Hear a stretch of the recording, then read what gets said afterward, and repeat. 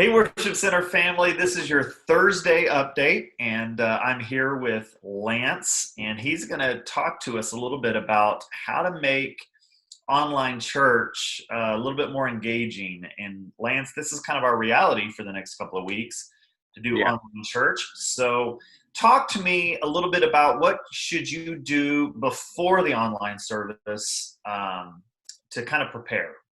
Yeah. So I think there's a few things that we can all do to make the service better and more engaging, kind of preparing ourselves for watching it on the screen. The first thing is whoever you're going to watch it with, whoever's in your family, gather them up at least 5 minutes before the service starts.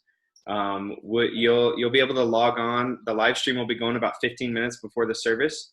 And so 5 minutes before the service starts, get everyone together, bring your coffee, bring your kids, and go ahead and get seated and ready to watch it so that when the worship begins, you're all prepared and ready for it. And then make sure you eliminate the distractions. So, texting, social media, it's really easy to do when you're watching the live stream, and it can definitely distract you away from being engaged. And so try to eliminate those ahead of time.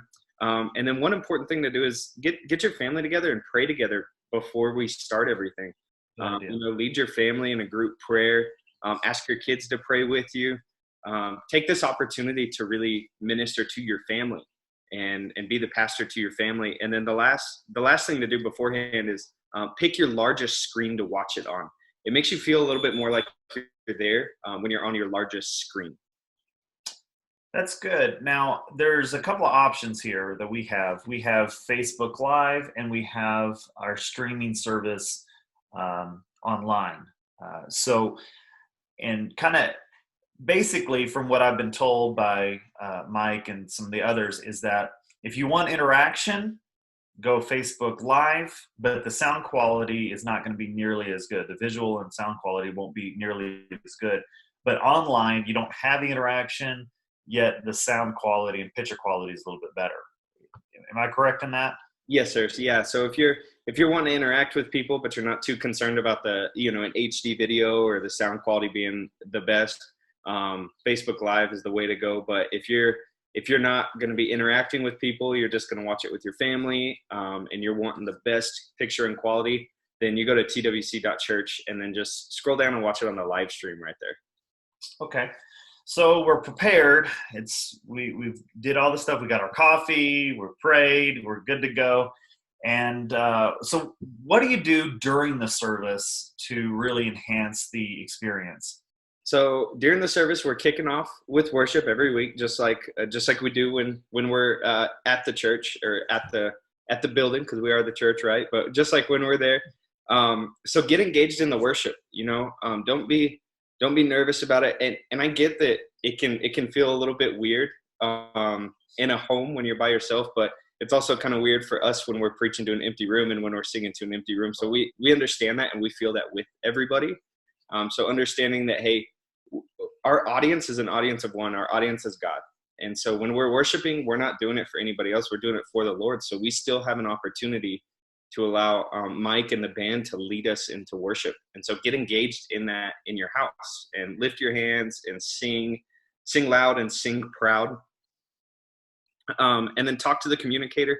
If they say something you like it's okay to say, hey, that's good, man. Oh, preach, come on, whatever you want to say, just have fun with it. But don't be afraid to get engaged with the communicator. Like he can hear you, like they're listening. And then comment on the live stream. If you're watching on the live stream on Facebook, just be commenting on there. I think that helps everybody feel like they're in the community and that they're engaged a little bit more.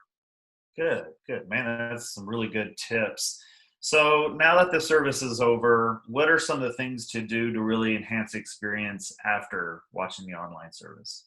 I think the first step is to get the group notes that we have available on our app, and you can find that by looking for the Worship Center Alamogordo in the app marketplace if you don't have that, and then go over those group notes with your family, because I think that's a really good opportunity to just go deeper with the message and to get a little bit more out of it, and then make sure that you pray together to close it out. I think that's another opportunity to just grow closer together spiritually and help lead your family and lead each other in this time. And then the last thing I think that would be really cool is take a picture with your family. Take a picture with the people that you're watching it with and post it on social media. It kind of just makes our community that is separated right now just feel closer. And so taking that picture and posting it can just help out. And then you get to see everybody else's and look for other people's comment on theirs, like theirs, and just encouraging one another the way that we're called to do as the church. Right. And one of the last things, what are your thoughts on, like, on Facebook actually sharing the service to your page? I think it's a really cool idea because you never know who's sitting at home during this time. That's a friend of yours on Facebook, whether they're a friend in real life or not, and they could be somebody that needs to hear that message. This is an opportunity for almost like social media evangelism, I guess you could call it. And it's a great opportunity to share these messages and share this truth that God wants for our whole county. And what a great series to do it in Bystander, as we're discussing John and the signs that Jesus gave. And so I think sharing it is a good idea. Even maybe starting a watch party on Facebook and asking some friends to join you on that. It can make everybody feel closer together. Yeah, that's really good.